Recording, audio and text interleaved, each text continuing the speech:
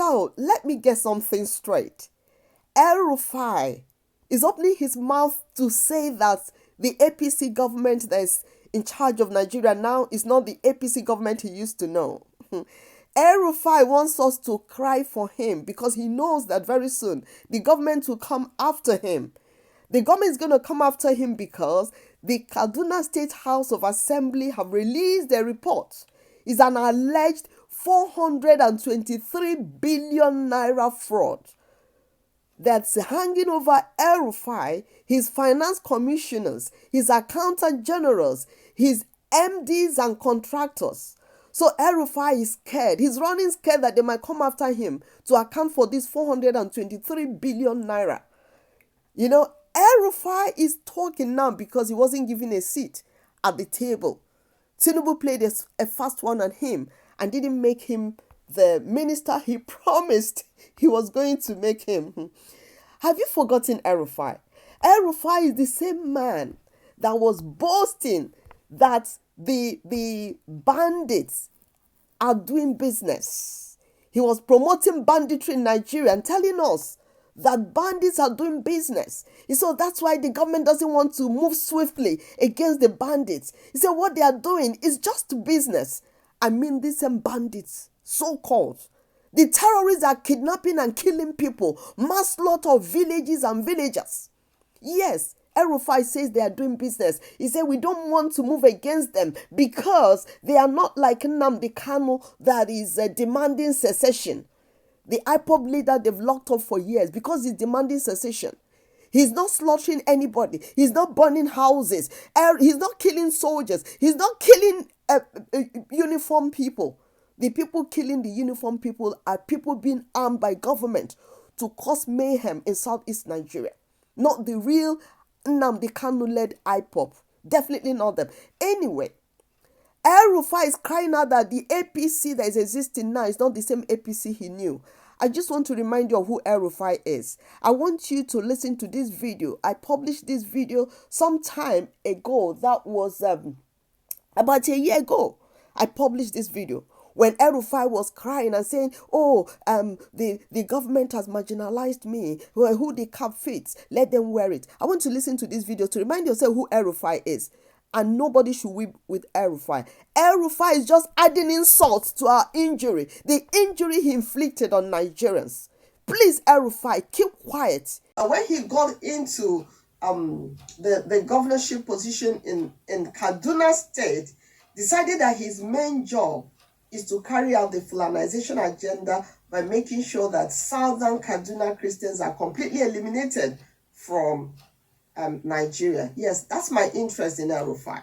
As a child of God, as one who fears God, as one who loves the brethren, Rufai's killings, mass slaughter of Christians in southern Kaduna is something that has made me so interested in how Rufai eventually ends up.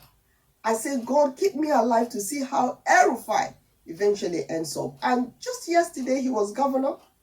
He invited the Christian chiefs to come to a meeting to Government House. Yes, he did. He brought them along with Muslim chiefs. And he said to the Christian chiefs, you're all going to come under the umbrella of the Muslim chiefs. So the whoever is your head, whoever is in charge of the Christian chiefs in Kaduna must come under the Muslim imam, or is it imam? No, the Muslim whatever, sultan, whatever they call them, in Kaduna State. I'm not talking about the main sultan. I'm talking about all those little kings and chiefs all over the place in Kaduna. So the Christians said, but we have been existing on our own. The Christian chiefs have been operating on our own, different and separate from the Muslim chiefs. Why don't we let the status quo remain? Nobody knew at that time that the Islamic agenda was really serious. Everybody thought, well, it's just a conspiracy theory. It's just one of those rumors. There's nothing to it. On their way home, do you know that these chiefs that attended the meeting were ambushed and slaughtered? And nothing came out of it. Nobody said anything about it. Then, the same Rufai invited, when the what do you call them now? The terrorists from outside Nigeria were imported by the Buhari government into Nigeria to slaughter and take over the land. They started slaughtering the Christians in southern Kaduna. And the Christians as well said, no, we can't endure this. They fought back. Rufai invited everybody to a peace meeting. Yes, he invited the leaders of the terrorists and the Christian and the southern Kaduna Christians, and invited them to a meeting. And he said he was going to make peace, that he wanted everyone to return their guns. The Christians, wanting peace, desiring for peace to reign in the land, as true Christians, they all brought out their ammunition, their guns, everything, and surrendered. Rufai said he was making peace.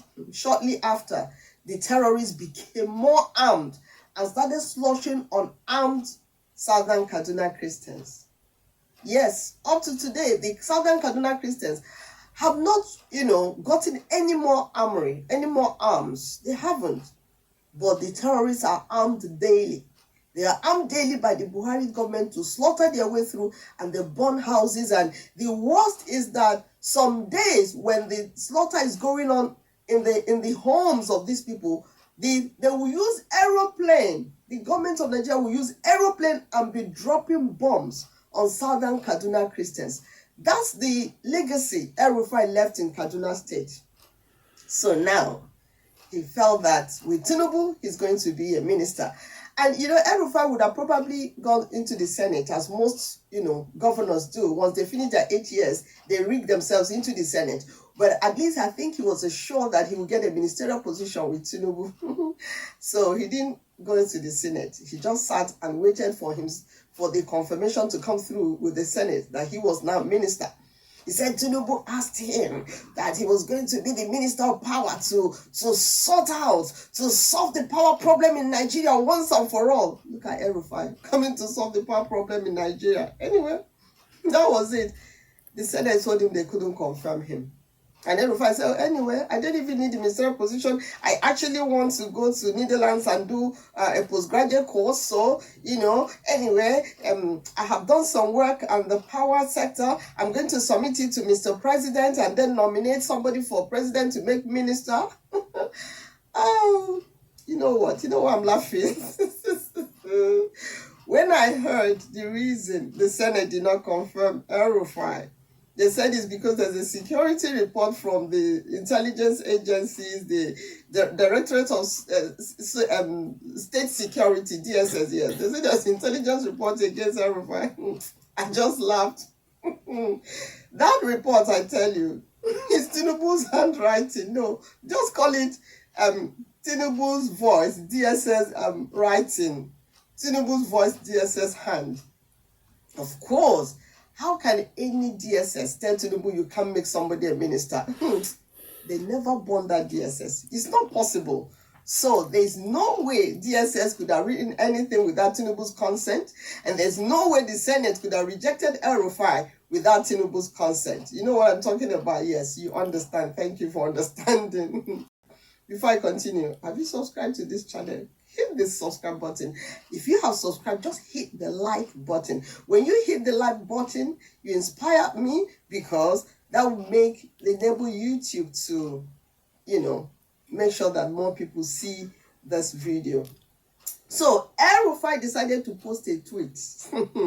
Cryptic tweet. It's not cryptic because everybody can understand it. Any person would understand it. He shared in his post, he said, "Who the cap fits" is the title of a song by the late Jamaican singer Bob Marley. Yes, the governor wrote, he said, "Who the cap fits, who the cap fits, let them wear it." It's probably shading Tinubu.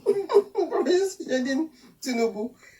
He said, Bob Marley, this is Rufai writing on. Bob Marley, of blessed memory, is one of my most talented musicians of all time. My love for reggae music is connected with his songs and music. Really, Rufai, suddenly you have rekindled your love for Bob Marley's music and for reggae music. Okay, tell me more.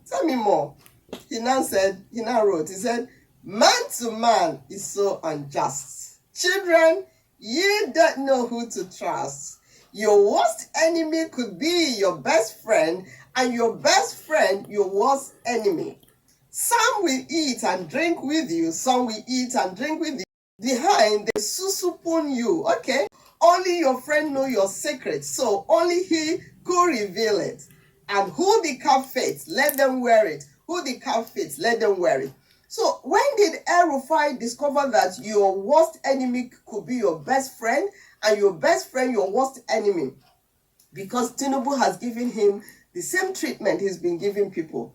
The same mean treatment. Once you get into position of power in Nigeria, it's meanness all the way. You start fishing out all your enemies. You start recalling all the things they did to you in times past, and then you start giving it back to them. You start giving it back to them. Just like what is going on in Imo State.